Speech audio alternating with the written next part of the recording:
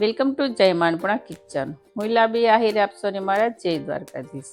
તો આજે હું તમારી સાથે શેર કરીશ શિમલા મરચાંના શાકની રેસીપી. આ શાક તો આપણે બારે માસ બનાવી શકાય છે અને શિમલા મરચું પણ બારે માસ મળે છે. અને આ શાક છે ને આપણે એકદમ ધાબા સ્ટાઇલ આપણે શાક બનાવવાનું છે. તો વજનમાં જોઉં તો મેં અહીંયા 150 ગ્રામનું શિમલા મરચું લીધું છે. તમારે જેટલું મેઝરમેન્ટમાં બનાવવાનું હોય ને એ પ્રમાણે તમે મરચાં લઈ શકો છો. હવે આપણે આ મરચાંને આપણે નાના નાના ટુકડા કરી નાખશું. તો તમને જો મારી રેસીપીઓના વિડીયો ગમતા હોય અને હજી સુધી મારી ચેનલને સબસ્ક્રાઈબ ન કરી હોય તો પ્લીઝ જય માનપુણા કિચનને સબસ્ક્રાઈબ કરી દેજો. મરચાંના ટુકડાને છે ને આપણે આ સાઈઝમાં રાખવાના છે, મીડિયમ સાઈઝમાં, બહુ ઝીણા નથી કરી નાખવાના. થોડાક મોટા રહે ને એ રીતે જ આપણે રાખવાના છે તેના ટુકડા. તો શિમલા મરચાંના આપણે આ રીતને કટ કરી નાખ્યા છે. જો રગુ અને બી આપણે કાઢી નાખવાના છે, રગુ નથી રાખવાની.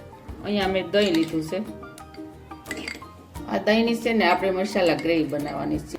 જે ધાબા સ્ટાઇલ શાકમાં યુઝ કરતા હોય ને આપણે તે રીતે આજે શાક બનાવવાનું છે. એટલે આપણે તેની દહીંને મસાલો નાખી અને ગ્રેવી તૈયાર કરવાની છે. તો મેં અહીંયા 1 ચમચી જેટલું રેગ્યુલર મરચું લીધું છે, તે એડ કરી દઈશું. 1 ચમચી જેટલું છે ધાણા જીરું પાવડર, 1/2 ચમચી હળદર પાવડર લઈ લઈશું, 5 ચમચી જેટલી હિંગ લઈ લઈશું, 1 ચમચી જેટલી કસ્તુરી મેથી લઈ લઈશું. તેને આપણે હાથ થોડે મસી નાખીશું એટલે તેનાથી ટેસ્ટ સરસ આવે.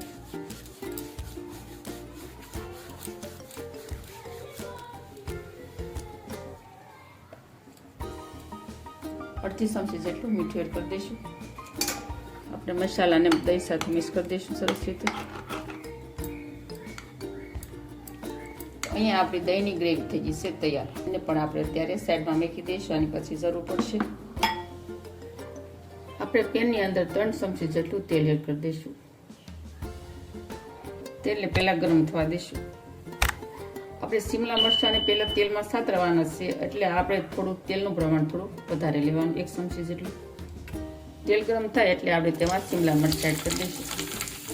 1 ચમચી જેટલું મીઠું એડ કરી દઈશું.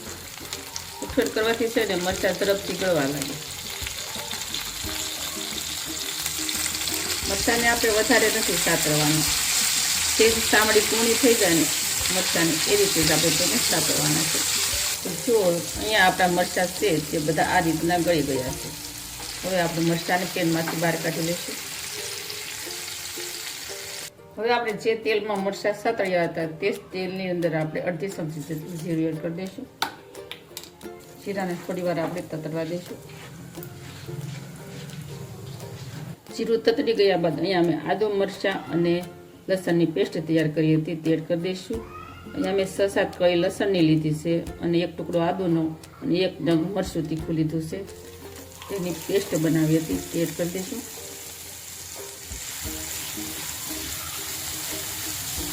આદુ મરચાંની પેસ્ટ તેલમાં પકડી જાય ને એટલે તેની અંદર કાંદા એડ કરી દઈશું. અહીંયા અમે 1 નંગ કાંદાને આ રીતે નાના નાના ટુકડા કરી નાખ્યા હતા તે એડ કરી દઈશું. કાંદાને થોડી વાર સેજ જેવો રતાશ કલર આવે ને ત્યાં સુધી સાતળી દઈશું. શિમલા મરચું સ્વાદમાં એકદમ મોળું આવે છે એટલે આ શાક છે ને નાના મોટા બધાએ ખાઈ શકે છે. તો અહીંયા આપણી ડુંગળી પણ સતળાઈ ગઈ છે. જો કલર છે ને સેજ બદલાવા માંડ્યો છે, થોડો રતાશ ઉપર આવવા માંડ્યો છે. આમાં આપણે ટમેટાનો યુઝ નથી કરવાનો કારણ કે દહીંની ગ્રેવી બનાવી છે એટલે દહીં અને ટમેટાનું કોમ્બિનેશન સરખું ન હોય એટલે આપણે આમાં ફક્ત જે આપણે દહીંની ગ્રેવી તૈયાર કરી છે તે જ એડ કરવાની છે. આ સ્ટેજ ઉપર આપણે દહીંની ગ્રેવી એડ કરી દઈશું.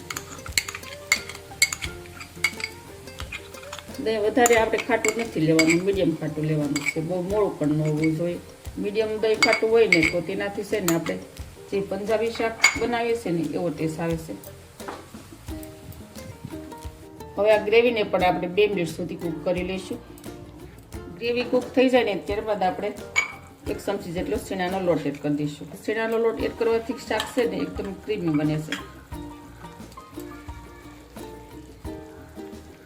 જે આપણે શિમલા મરચાં સાતળ્યા હતા તે એડ કરી દઈશું. 1/2 ચમચી જેટલું મેં અહીંયા કાશ્મીરી લાલ મરચું લીધું છે. આનાથી છે ને શાકનો કલર સરસ આવે છે. મરચું એડ કર્યા બાદ આપણે મિક્સ કરી દઈશું. અહીંયા મેં અડધી વાટકી પાણી લીધું છે. પાણી આપણે વધારે નથી કરવાનું, થોડી શાકમાં થિકનેસ રહે ને એ રીતે આપણે શાકમાં પાણી એડ કરવાનું છે. હવે આ શાકને આપણે સરસ રીતે સડી જાય ને તે માટે 5 મિનિટ સુધી ઢાંકણ ઢાંકી અને ફરીથી કૂક થવા માટે રાખી દઈશું. તો હવે આપણે ઢાંકણ ખોલી અને જોઈ લઈશું. તેલ સરસ છૂટું પડી ગયું છે શાકમાં અને ગ્રેવી પણ જો સરસ મજાની કટ થઈ ગઈ છે. તો શાક સડી જવા આવે ને ત્યારબાદ આપણે ગળપણમાં 1 ચમચી જેટલી ખાંડ નાખવાની છે. વધારે ખાંડ નથી નાખવાની, નકર શાક છે ને ગળું થઈ જશે. ત્યારબાદ આપણે 1 ચમચી જેટલું લઈ લઈશું ગરમ મસાલો, જે આપણે દાળ શાકમાં યુઝ કરીએ છીએ તે મિક્સ કરી દઈશું. તો ફ્રેન્ડ, તમને આ પંજાબી સ્ટાઇલ શિમલા મરચાંના શાકની રેસીપી કેવી લાગી તે મને કમેન્ટ કરી અને જરૂર કહેજો. આપણે ઉપરથી થોડા લીલા ધાણા સ્પ્રિંકલ કરી લઈશું. અહીંયા આપણું શાક બનીને થઈ ગયું છે તૈયાર. આપણે ગેસની ફ્લેમ બંધ કરી દઈશું અને પેનને નીચે ઉતારી લઈશું. તો હવે આપણે તૈયાર થઈ ગયેલું શિમલા મરચાંનું શાક આપણે સૌની પ્લેટમાં સર્વ કરી લઈશું. આવી જ નવી રેસીપીઓ શીખવા માટે જય માંડપુણા કિચનને સબસ્ક્રાઈબ કરી દેજો. વિડીયોને એક લાઈક જરૂર કરજો અને ફ્રેન્ડ અને ફેમિલીમાં વધુને વધુ શેર કરજો. આ શિમલા મરચાંનું શાક તમે ન બનાવ્યું આ રીતે તો તમે એકવાર ચોક્કસ ટ્રાય કરજો. બહુ સરસ શાક બનશે અને આ શાક તમે એકવાર આ રીતે ઘરે બનાવીને ખાશો ને તો હોટલના શાકને પણ તમે ભૂલી જશો. એટલું ટેસ્ટી શાક બને છે ઘરે. અહીંયા આપણું મસ્ત મજાનું શાક બનીને થઈ ગયું તૈયાર. અને તમે રોટલી, નાન, પરાઠા ગમે તેની સાથે આ શાક ખૂબ ટેસ્ટી લાગશે. આવજો, ફરી મળીશું આવી જ નવી રેસીપીઓ સાથે. ત્યાં સુધી થેન્ક યુ. જય દ્વારકાધીશ, જય સિયારામ, ધન્યવાદ.